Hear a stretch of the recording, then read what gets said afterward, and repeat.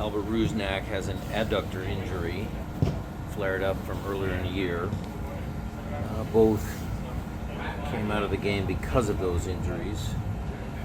Alex is a pretty resilient kid, but maybe 1 to 2 weeks. So maybe we'll know more as the week progresses. Albert,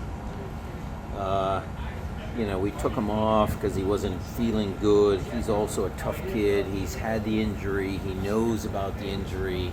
That's a week to 2 weeks as well, but I wouldn't count any of them out for this weekend yet. But that might change later in the week. Coach, additionally to the injuries, it seemed like that game, a lot of things kind of went wrong. Just wanted to get your take on maybe what you saw out of the tape review. Yeah. First things first. So it's our job, it's my job as a coach to make sure the team is prepared to play. And obviously that didn't happen in the first minute. So we will be doing some different changes to try and rectify that. But that's, the guys know who it is that fell asleep on that play. I take that as a team goal, not just blaming the guys on the actual corner kick, but we got overloaded on the left-hand side. Yeimer didn't shift over. The team didn't shift over. He's late. Corner kick. Guys walking back to goal. Christian coming out, turning his back. Guy falling over in the penalty box trying to block shots. It was a team goal, but I'm putting that on me because the team should be prepared when the referee blows the whistle to perform, and that didn't happen. And we will work on that this week, and that won't happen again. And the 2 transition goals, there again, we talked about it in film. We watched both of the goals. Decision making, we can't micromanage players' decisions, but we certainly can tell them, give them, show them ways that they can do better, and that's what we did. We talked about vision, the choice of the pass, their recovery runs, their positioning on the field in both of those moments, and there again, I'll do a better job of making sure we're prepared for those types of situations. How would you now assess the experiment or the intent to try to get Georgie to interchange and play up there for your system? Well, it didn't work. I mean, Georgie's not a number 9. I don't think Jesus is a true number 9. He can play up there. I mean, he's played up there in his career and he scored some goals up there, but we miss Jordan. We miss having a guy that opens the field up. Georgie was okay. My expectations were in line for his play. I mean, look, we're talking a totally different maybe outcome if he receives that ball from Jackson. It was a great ball by Jackson. It was a good run, and he just didn't finish the play. It's a different situation if one of the moments where we did press high up the field and we won the ball, we could have made them pay. Rothrock's couple of shots, Albert's shot in the first half. So, there were some things that we went over that were okay. But overall, the game was not a good one. Brian, post-game, we talked about awareness. When you look at the film, what was lacking in the awareness of the It's vision. It's, Jackson, I don't know if Jackson saw the guy running behind him. But on that play, when you watch the clip again, Paul Rothrock makes one run when Albert has the ball. He doesn't get it. He comes back. Their center back is right on top of Jesus. He's worried about Jesus. Paul gets himself onside, and there's a massive gap between the right back and the right center back.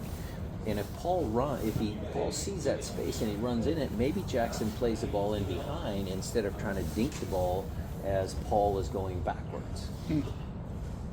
And it's vision, not just with the guy on the ball. That's not what we're talking about. We're talking about awareness of guys aware of the space that's available to them so that they can create problems for the opponent. And so that play was just, something that if we didn't do well last game.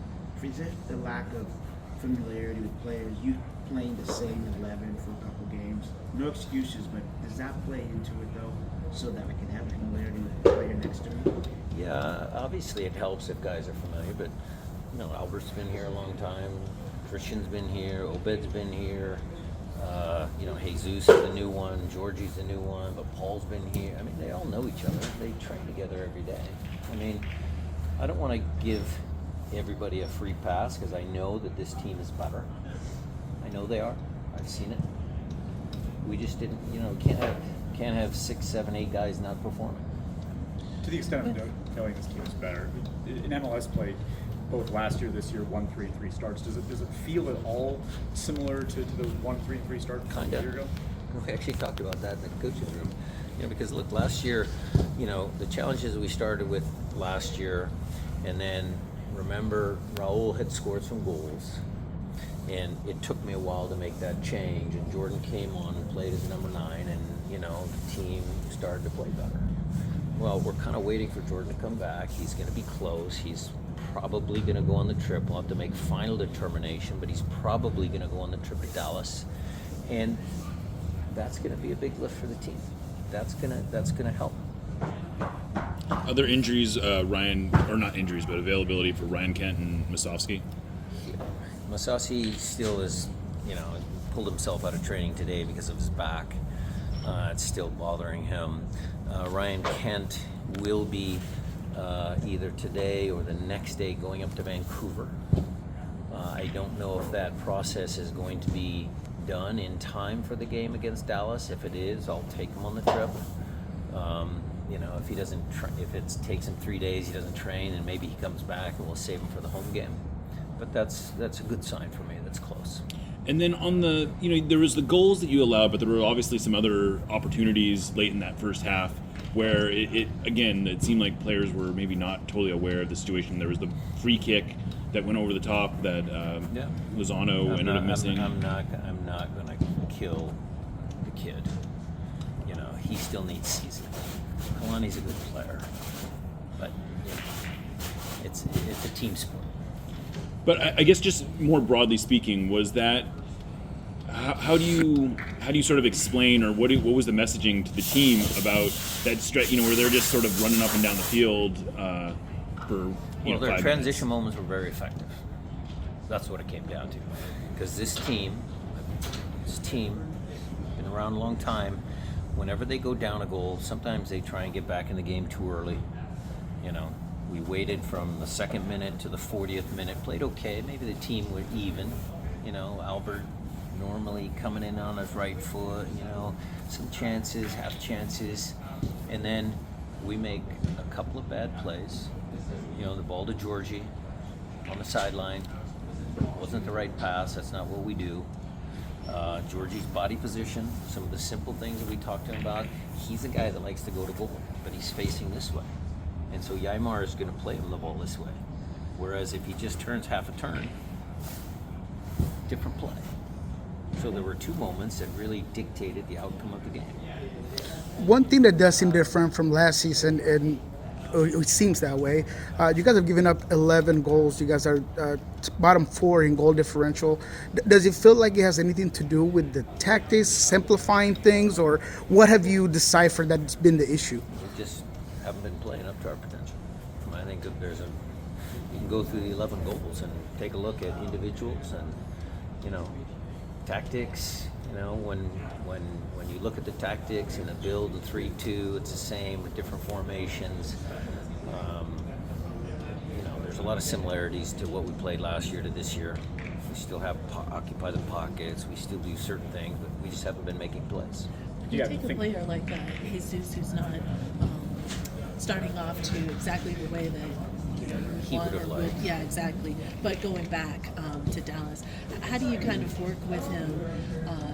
As far as that mentality part of it, going back to play in the place that you basically kind of grew up, but not going back. Well, we'll talk to him as the week progresses. I mean, we needed to review everything today, but I'll start that process. It's a fair comment, Jada.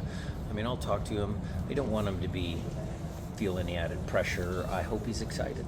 I hope he's excited to go back and see his friends. I hope he's motivated against his former team. I mean, I'll try and work on those positives instead of, adding pressure to him.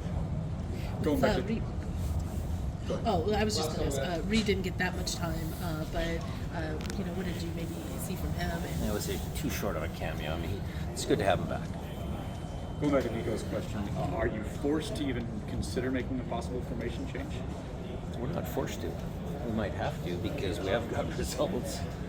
I mean, that's the bottom line. We're in a results-based business. And if things aren't working and we try different personnel and that doesn't work, then then you got to think about tactical changes. Because of the issues that you've had defensively, is there a chance to see him? Yeah. So he might have come on the field at halftime, except Albert pulled up lame. You've been able to obviously get another week or so out of seeing Ryan Kent. How excited does he get you that he could be ready soon? Well, today's the best day for him because it's small-sided games, everything in front of big goals. He's a good dribbler. So, yeah, that gets us excited.